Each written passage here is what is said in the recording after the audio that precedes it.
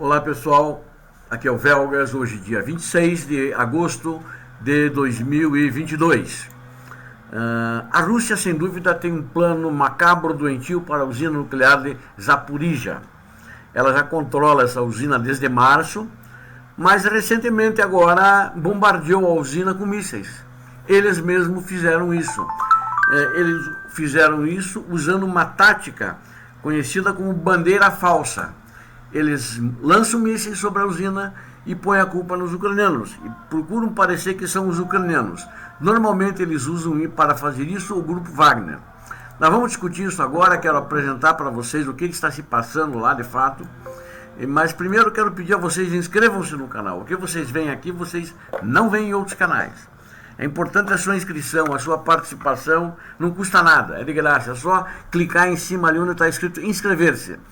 Compartilhem com suas redes sociais e caprichem, deem um gostei para nós. Sempre que você dá um gostei, né, alguns chamam like em inglês, é aquele sinal de positivo, é bom. Quanto mais tiver, o YouTube divulga mais para os assinantes do YouTube, porque ele vê que há interesse. Se não tem nenhum like ou nenhum gostei, eles não divulgam ou divulgam muito pouco. Portanto, peço a ajuda de vocês para dar o like, por favor, e inscrever-se no canal. É muito importante esses três aspectos, bem como o compartilhamento.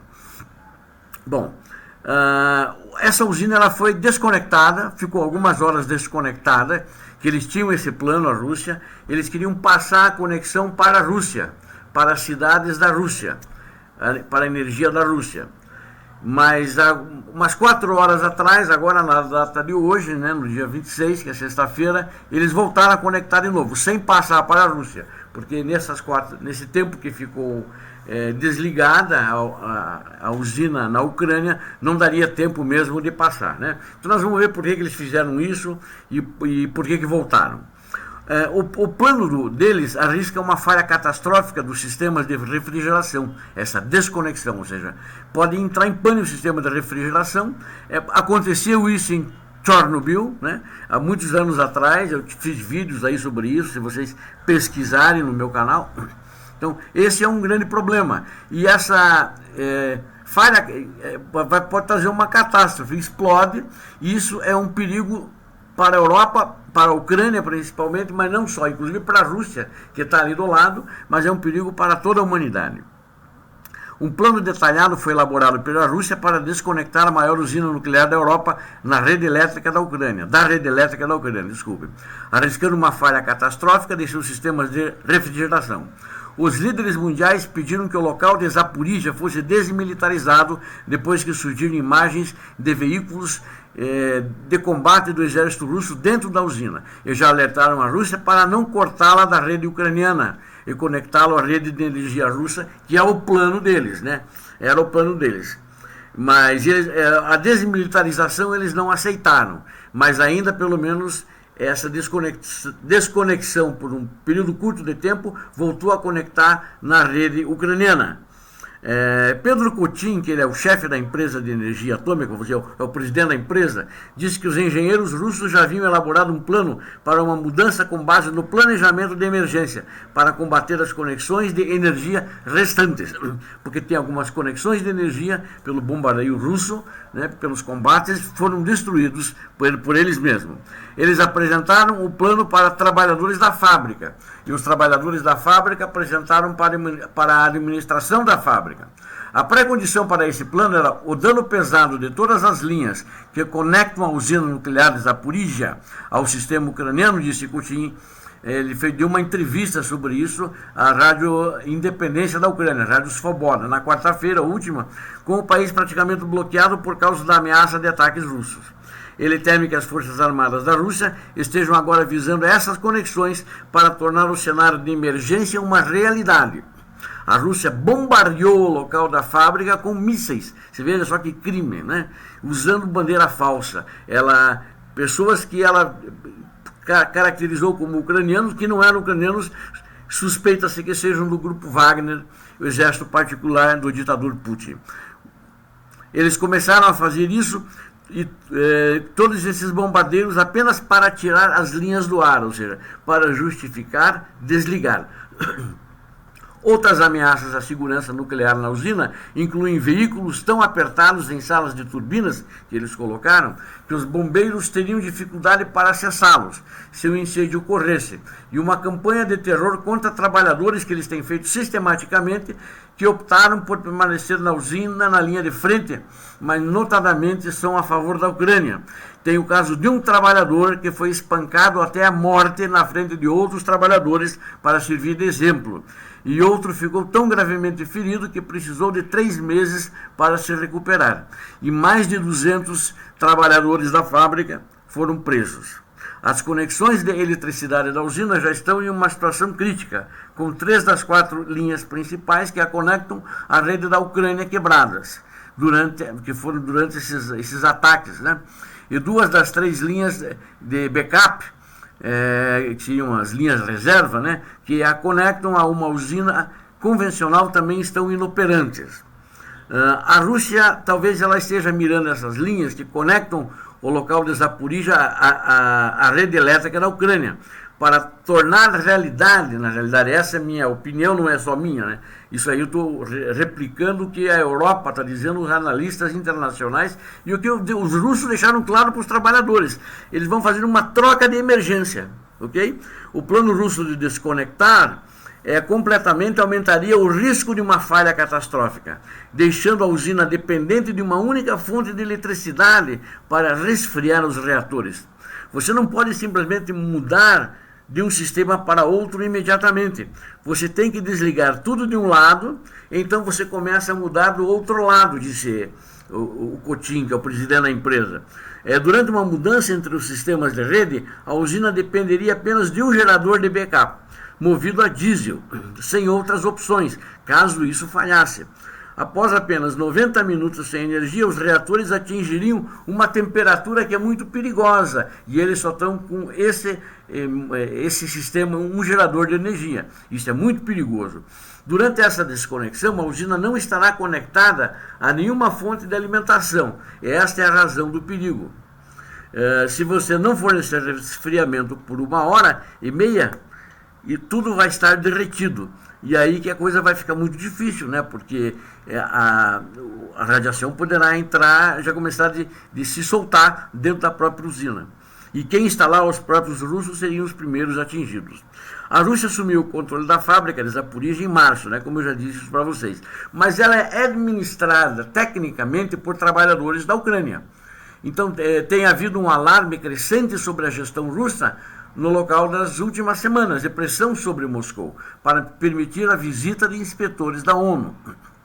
Inspetores do órgão de vigilância nuclear da ONU podem estar, inclusive a Agência Internacional de Energia Atômica, podem estar na usina dentro de uma semana, que o próprio chefe dessa agência de energia atômica já disse que pretende estar lá com uma equipe. Ele mesmo iria liderando a equipe. E fizeram-se negociações com a Rússia para tal. O Putin respondeu já essa semana que aceita, né, que seja feita uma visita. Então, tecnicamente, os trabalhadores da usina ainda tocam a usina, mas o comando, a administração, porque eu disse que está fazendo essa bagunça toda lá, é dos militares russos. Também existe a preocupação com o risco de incêndio, porque tem veículos que lotam as salas das turbinas. São veículos militares que os russos enfiaram lá dentro. E esses veículos ficam ao lado de 2 reatores, que ainda estão em operação. Aí em operação, 14 caminhões em um corredor, e pelo menos 6 em outro corredor. Então isso é um perigo muito grande. Então, caso haja um incêndio na sala de turbinas, você não tem a possibilidade de apagar ou mitigar as consequências desse incêndio. Porque os bombardeiros não podem entrar, porque qualquer entrada é bloqueada pelos caminhões que estão, ou melhor, as pessoas não podem entrar, os bombeiros não podem entrar, porque qualquer entrada é bloqueada pelos caminhões que estão apenas, estão lá, né? E aí inibem o trabalho dos bombeiros, vão inibir. Qualquer incêndio poderia se espalhar para os prédios dos reatores, né, do reator, onde o incêndio teria implicações desastrosas, muito além da região imediata. Essa situação é muito perigosa, não apenas para a usina, para a Ucrânia, mas para o mundo inteiro, que eu falei bem no começo da introdução, e para a Europa, principalmente, e para a própria Rússia, porque você nunca pode dizer como seria o clima e qual seria a direção do vento que levaria à radiação. Muitos outros veículos militares estão alinhados sobre viadutos que estão dentro da usina, porque essa usina é muito grande, é uma cidade. Eles foram construídos para abrigar tubulações e passarelas entre os complexos de reatores e as ligações entre os reatores e turbinas. Inclusive, eles colocaram os caminhões ali embaixo, por quê? Para fornecer proteção contra drones em caso de um ataque. Vejam vocês, se hoje tem na usina, trabalhando, como diz para vocês, é uma cidade, cerca de 9 mil trabalhadores que ainda estão em serviço na fábrica, de uma força total de trabalho que tinha lá antes da guerra de 11 mil trabalhadores ucranianos, entre técnicos, engenheiros, etc. Muitos evacuaram suas famílias da cidade e foram embora juntos. Mas alguns desses 9 mil, a maioria, permaneceram em seus postos, devido à necessidade de uma equipe capacitada para operá-los. E os russos estão fazendo terrorismo, como eu disse, prenderam 200, mataram um e torturam outros, né, para eles que façam o que eles querem. Modernizações nas usinas nucleares da Ucrânia por o desastre de Chernobyl significa que, embora a usina tenha sido construída de acordo com as especificações soviéticas, os engenheiros russos da atualidade não têm habilidade para operá-las. Na verdade, eu diria o seguinte, esses 9 mil que estão lá são heróis, né? Estão fazendo um trabalho em condições inacreditáveis, sob pressão e sendo ameaçados. Agora vocês vejam, né? Foguetes também que os russos dispararam, eles caíram a poucos metros, né, de 174 contêineres de combustível que estão lá, né, que estão alojados na usina. E provavelmente esses contêineres, uma coisa qualquer que tem combustível, eles são mais vulneráveis que as armas do que os reatores. Porque os reatores, eles são construídos para resistir ao impacto. Por exemplo, se cair um jato, um jumbo, né, com 200 passageiros em cima, eles resistem, segundo os engenheiros da usina. A usina foi construída com essa capacidade. Agora, provavelmente, se houverem... O reator foi atingido por mísseis, segundo um engenheiro disse, talvez 2 mísseis em um container eles aguentam, né? E depois disso, no terceiro míssil, ele vai ser quebrado, com certeza. E aí, adeus, bye bye, né, como dizem, porque a radiação vai entrar na atmosfera. Na atmosfera nossa ao redor da usina e vai se espalhar de acordo com a direção do vento. E notem que um dos foguetes lançados pelos russos chegou a aproximadamente 20 metros do local onde estão armazenados esses contêineres de combustível. Existem avanços nas negociações, né? O Putin já disse que concorda que a Agência Internacional de Energia Nuclear vai inspecionar, mas ninguém sabe exatamente a data, como é que vai acontecer, tem que se acertar detalhes. É esperado que em uma semana eles estejam lá. Primeiro em 2, agora em uma semana. É uma confiança, né? Eu acho que existe uma confiança nos trabalhadores ucranianos, né, que estão se sacrificando pela usina e eles têm condições de mantê-la segura. De qualquer forma, não pode se permitir. Isso é sine qua non. Acho que esse é o problema, que tem trabalhadores sendo torturados e ameaçados, que eles levem o mundo à catástrofe nuclear. Que eu não acredito que eles vão levar, porque eles vão ser os principais atingidos. Embora que o pessoal que está comandando lá, os militares, não tem competência para comandar aquilo lá. E faremos tudo, acho que o mundo tem que fazer tudo para colocar a usina sob controle ucraniano de volta, porque é eles que sabem administrar, é os ucranianos que sabem fazer e operar com segurança, como sempre foi, aliás, operado por segurança pela equipe técnica competente e capacitada dos ucranianos. Vamos esperar que, de fato, isso volte ao normal e a inspeção possa ser... Essa questão de desligar e depois ligar, como foi ligada hoje,